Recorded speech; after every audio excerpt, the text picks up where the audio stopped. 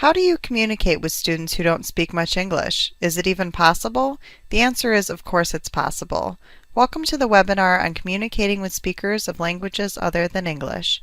I'm Emily Kreslak, a research assistant working for Word Farmers Associates on behalf of the Ohio Partnership for Excellence in Paraprofessional Preparation at the University of Dayton School of Education and Health Sciences Grant Center. If you are one of the fortunate few Americans who speak more than one language, you are in a wonderful position to help speakers of other languages succeed in American schools. You likely understand the struggle to learn new languages, and you understand the connections between language and culture. But if, as is more likely, you speak only English, you too can help English language learners, ELLs. This webinar, in fact, is created to help you scaffold the academic experience of ELLs. In the process, you may see the value of developing some new routines and outlooks. Students who speak first languages other than English come from an incredible range of circumstances. Some come from American families, but live in communities that are culturally separate. For instance, some American Indian or some Mexican American communities. Some are refugees who have escaped dreadful and traumatic situations. Some are children of affluent families who have relocated to the U.S., permanently or temporarily.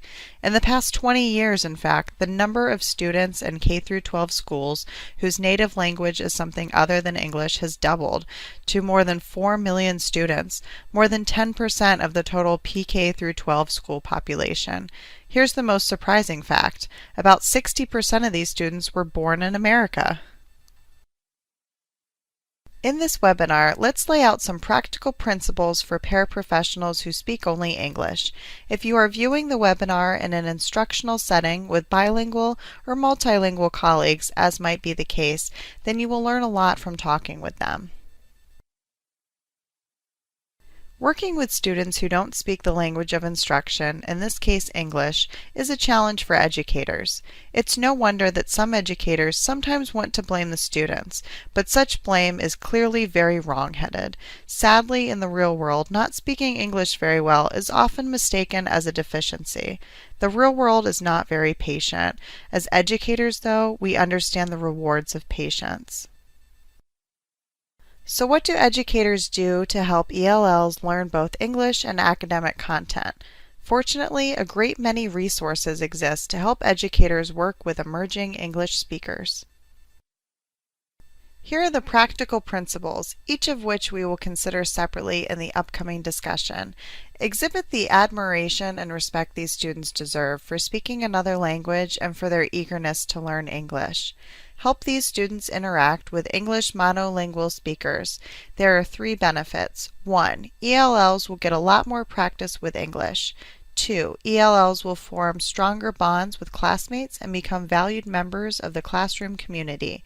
And 3. American monolingual students will come to appreciate the benefits and challenges of acquiring a second language.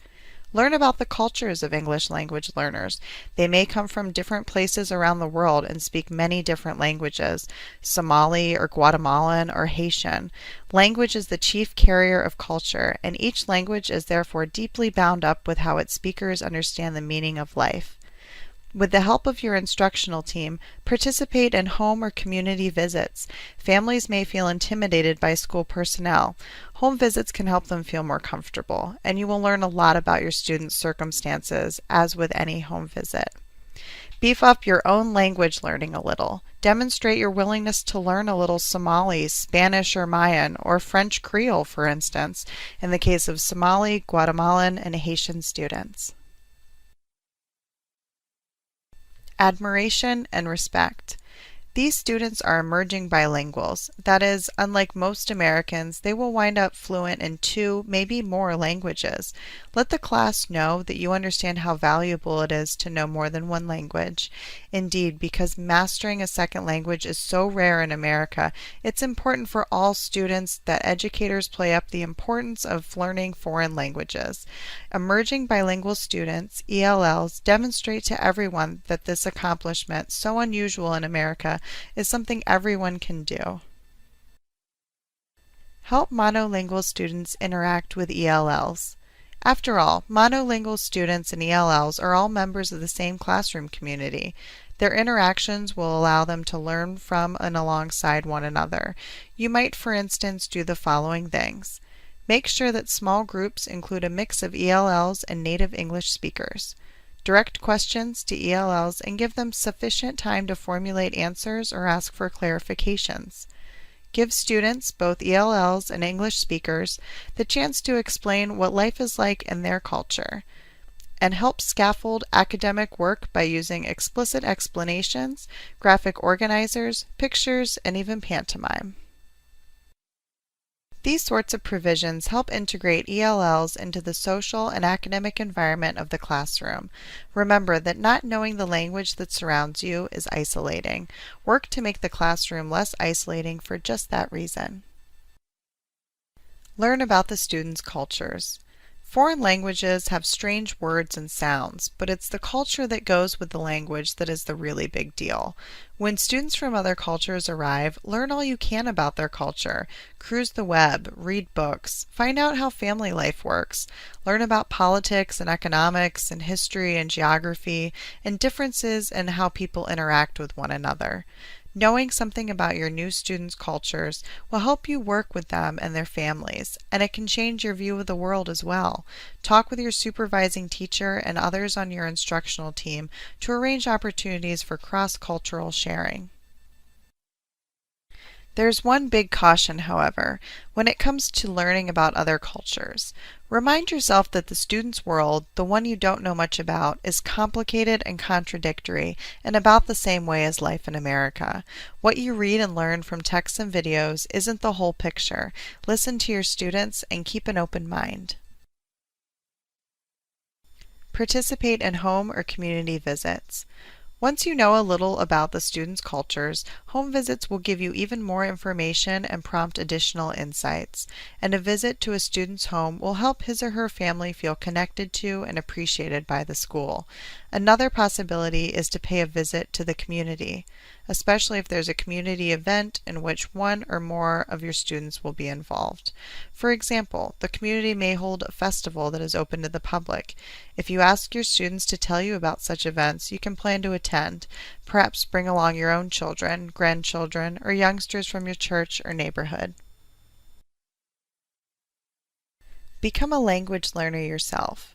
You'll find that students from other places love it if you pick up and use some of their language. Ask them to teach you. You might discover that you can develop a little specialty in the culture and language of some of the students in your school. Such expertise would be helpful to the students, the team, and the school. Most people fear making a fool of themselves by trying to say anything at all in another language. So remember that your students and their families, too, confront this fear and this embarrassment. Make it easier for them by reciprocating. One more very important point.